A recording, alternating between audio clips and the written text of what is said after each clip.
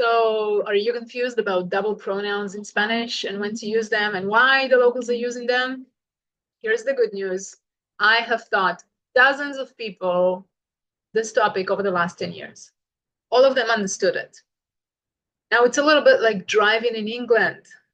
It's simple enough, but it takes you a while to get it. So you're going to have to practice. Here's the explanation. And this is groundbreaking explanation because a lot of the blogs and like articles out there, if you read Spanish, it uses a lot of technical terms, a lot of grammar labels, which most people don't use in their real life. Therefore, it's confusing. We're gonna break down the process for you in simple English. Here it goes. Scenario number one, the pronoun shows up first, followed by a conjugated verb that tells you who's doing the action and the pronoun is receiving it.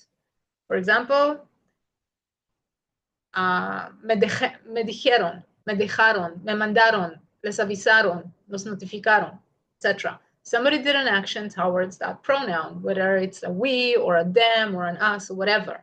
Me dijo is he told me. Dijo, he, she, it, told or said. Me is I. When I say it, me dijo, that means he or she told me.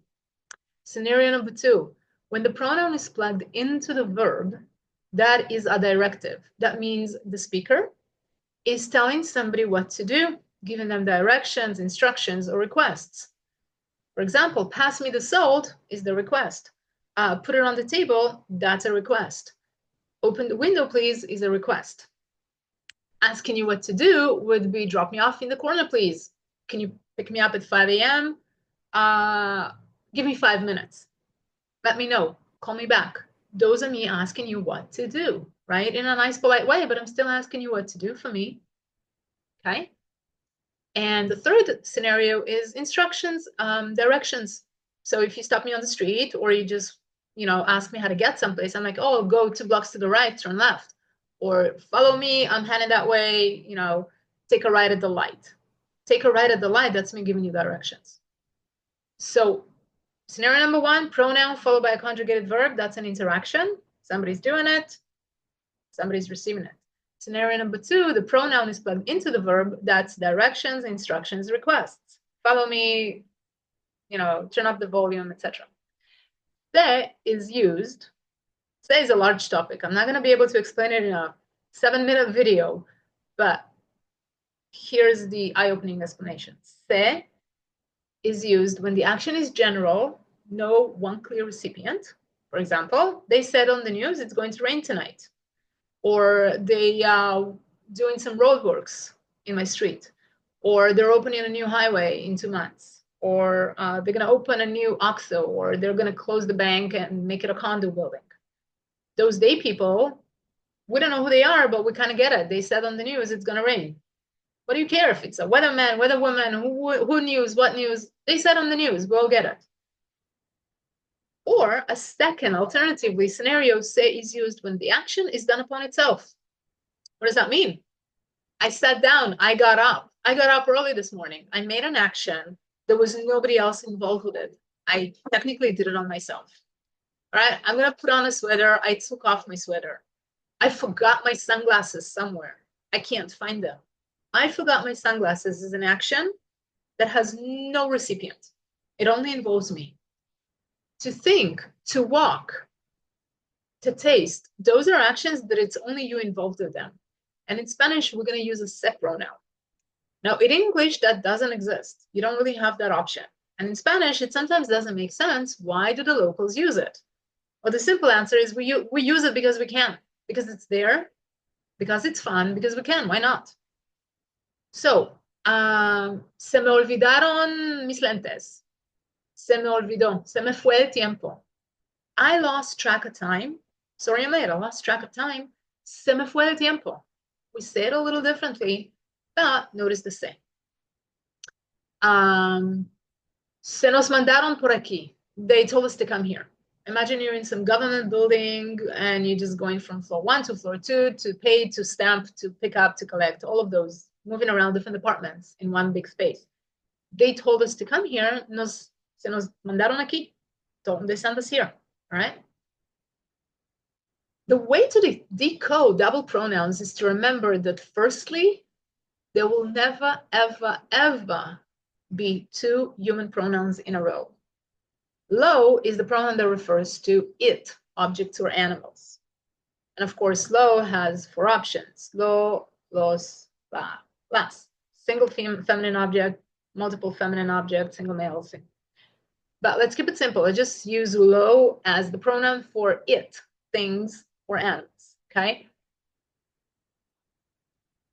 You will never have all of the other human pronouns one after the other, never. So you'll never have mele, or teme, or tenos, or lesme, all right? That doesn't work. That makes your life simpler because the only possible combinations are human pronoun, me, te, nos, le, with a lo object. That can work, human plus object. They left a package for you at reception. Or, hi, I'm here to pick up a package. I was told it was left for me at reception. It, pronoun, was left for me, person. Me lo dejaron aquí. They left it for me here. Me lo dejaron, left, aquí. So, a lo plus a human, a pronoun that refers to a human, that works. Second possible scenario, a se with a human pronoun. Se me mandaron por aquí, se me dejaron un paquete aquí, se nos avisaron llegar aquí, estar aquí a las 9 de la mañana el lunes. Se nos avisaron. Se nos avisaron. Avisaron is to notify, so past tense, they notified us. Se nos avisaron. Now, se will never work for I, you, or we, but it works with a combination. Again, like I said, it's not something I can explain in a 10-minute video or even shorter than that video. It is a 10-week learning process, but know that an explanation is possible when we go to the thick of it. That aside, se, the minute you hear say, you immediately know if it's immediately followed by an action, right? Not like a double pronoun situation. When you hear a say, you know immediately that it doesn't refer neither to a I, neither to a you, singular person, neither to a we. Se only works for he, she, it, they, or you plural. That's it. So as you notice, there's several moving elements here, and they exist within an ecosystem where it's got clearly defined borders. So you gotta color inside the lines. That's the key to this whole understanding of that aspect of Spanish.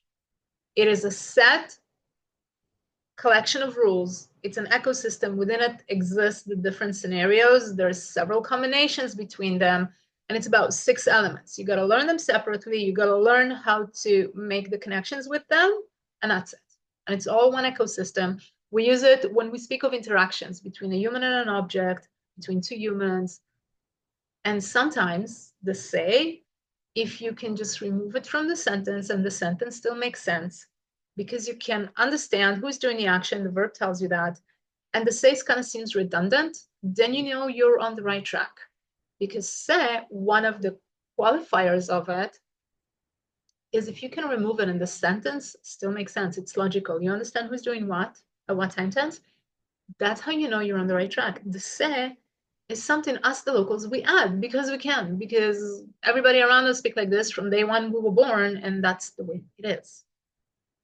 Again, like I said, it's a 10-week process. It's gonna require you to invest about 20, 30 hours for you to actually learn it. And the biggest part, go out into the world and use it. Because you can't learn swimming from a book. I can teach you, I can be the best teacher in the world. You're the one that has to go out there and swim. So this is that explanation, but I hope it helped because I would like to clarify that topic. Although it's complex, it is also simple. None of it is rocket science. You just need the right explanation, the right label, and the right flow chart to track down how things work, where, why, and how. And believe me, you can too speak Spanish with confidence, understand everything, even when people speak really fast, like I try to do now. Your brain will decode it as long as your brain knows what it is it's decoding. You gotta know all those words.